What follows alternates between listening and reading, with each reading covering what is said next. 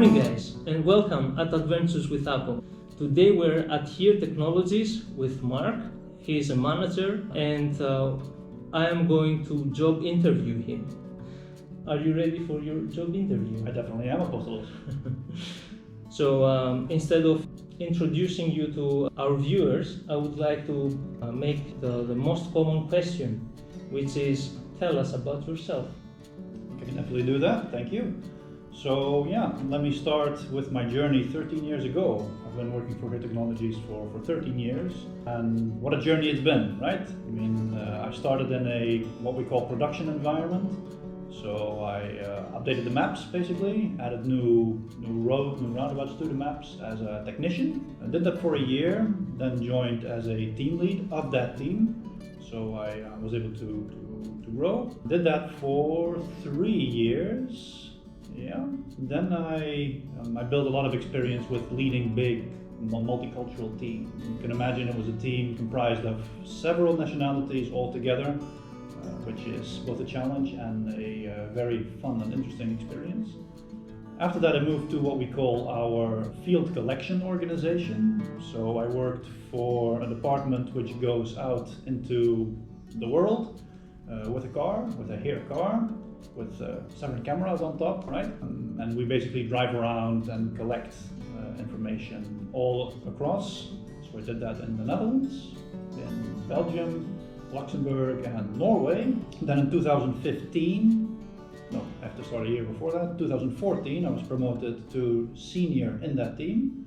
So it was another interesting step, which I acquired through dedication, perseverance, putting myself out there, going the extra mile. And then in 2015, we formed in our office in Eindhoven a new department, what we call nowadays Netherlands Data Operations. So I was involved from the beginning with building that team. So with setting it up together with human resources, attracting the people, building it from the ground up. And this is a department which, similarly to my first department, updates the maps, but this is a little bit more of a more advanced team.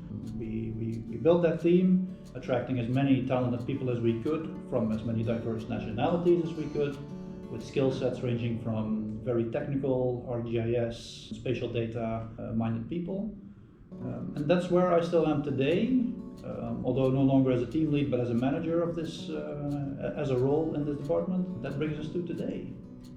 Very interesting. But how can someone who is fresh graduate can develop the same story, and what are the basics that we need to have in mind when we're telling, because we're telling our story and our experience, we are creating an environment to tell our story. So what are the most important things that we have to consider when we don't have this extent of experience?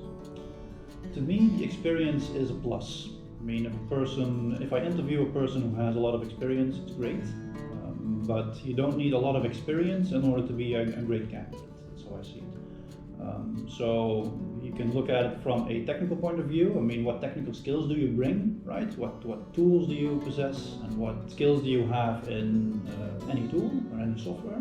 So that's one. But another part is to really consider your personality. You need to be able to sell yourself, if you will. To be able to convince an employer, like, this is who I am, this is what I'm bringing, and I'll be doing it very technically, but also I'm very good at the soft skills part. It should always be a combination of these two, because only technical doesn't cut it. I mean, it needs to be really a mix. I hope that it's very clear for our viewers. If we split our story into 3 parts. For example, what we did, how we did it, and what was our contribution to the project or to the whatever we are doing. Yeah, I think it's a good idea. It's a good approach to divide it in stories. I advise to keep them relatively bite-sized chunks, not to go too long to one topic, because you typically have, half an hour, 45 minutes? That's regular for a job interview. So make sure you leave enough time. Also, when there's questions, you will run out of time very quickly. So keep them bite-sized, keep them light. but also expand a little bit on selling yourself. I mean, like I said, on the technical part, but also on the soft skills part, to give some examples, right? I think it's very important to say what have you done very well. Give an example of an achievement, something that you did really well, because that will tell a little bit about who you are. And then it's best to come with a concrete real-life example from university or any place. And also bring a personal touch, like tell what kind of person you are. Because speaking from my own experience as an interviewer, I tend to ask questions that are very much driven to personality. Just to understand if you're a good fit, cultural-wise, organization-wise, into the company. So be prepared for that. What kind of person are you? Think about what values do you bring.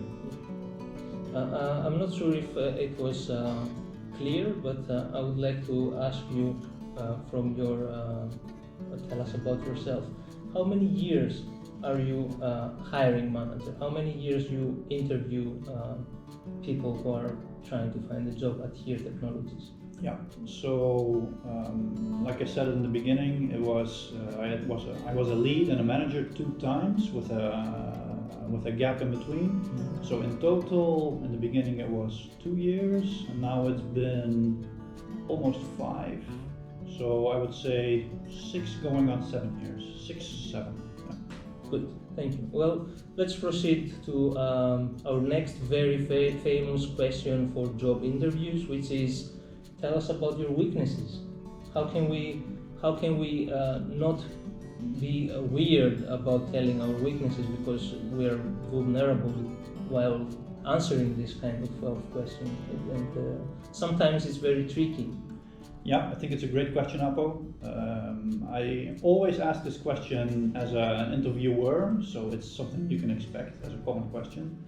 And the reason why is I like to hear stories about achievements, that's fine, but I think that telling about your weaknesses is the best way to self-reflect. If you tell about your weakness, I tend to think of a weakness as your best mentor. So don't think about it as something that you failed in, right? It's not something you did wrong. Think about a weakness as a learning method. So you can give an example, like you made a mistake in something, but then turn it around. What did you learn from it? And how are you taking that and applying it to something positive?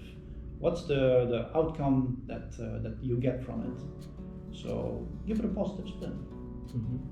Could it be something that it's our personality, our character? For example, you was my hiring manager, and from my perspective, I think I said like I'm a little bit shy because my character, my personality is introvert, and I'm trying to improve that by going to Toastmaster sessions, by trying to interact with my close colleagues, like around my desk, trying to help them, trying to ask for help, and I'm trying to improve myself through small things, daily things that they're constantly, gradually improving my personality. It can be both.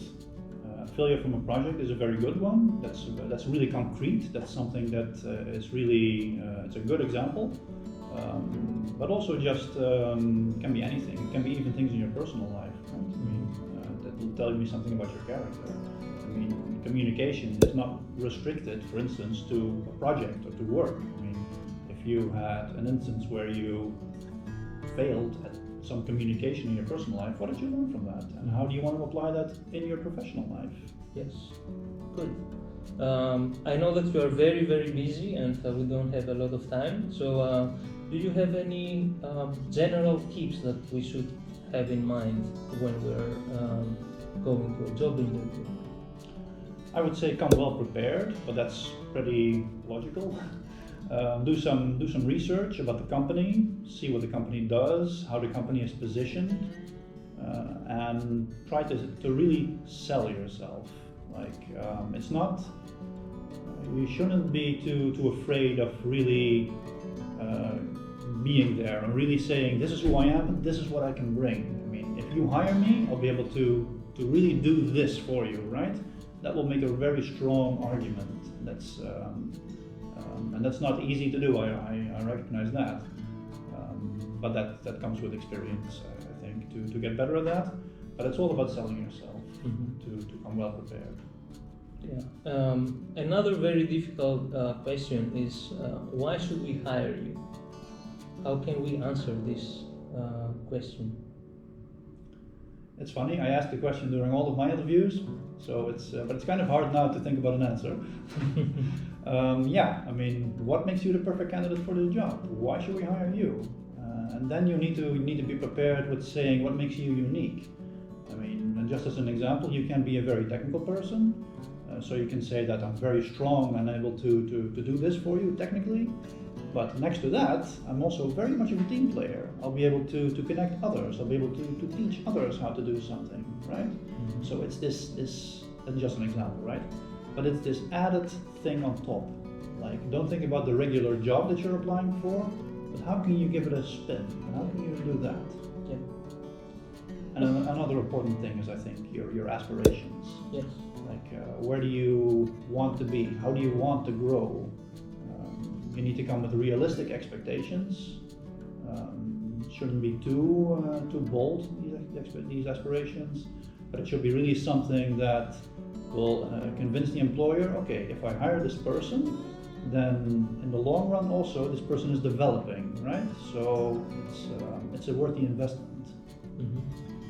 Yeah, I think we covered most of the basic and important tips that we should give in a job interview, and maybe we can cover the aspect of gain confidence and how we can gain confidence. What can we do about that? I know it's difficult because from person to person it varies. Yeah, it's a good question. It's a hard thing to do, to be prepared in this way. And I guess the best answer would be to practice. I mean, and then with practicing, I don't mean having job interviews, but practice to your friends, practice in front of the mirror.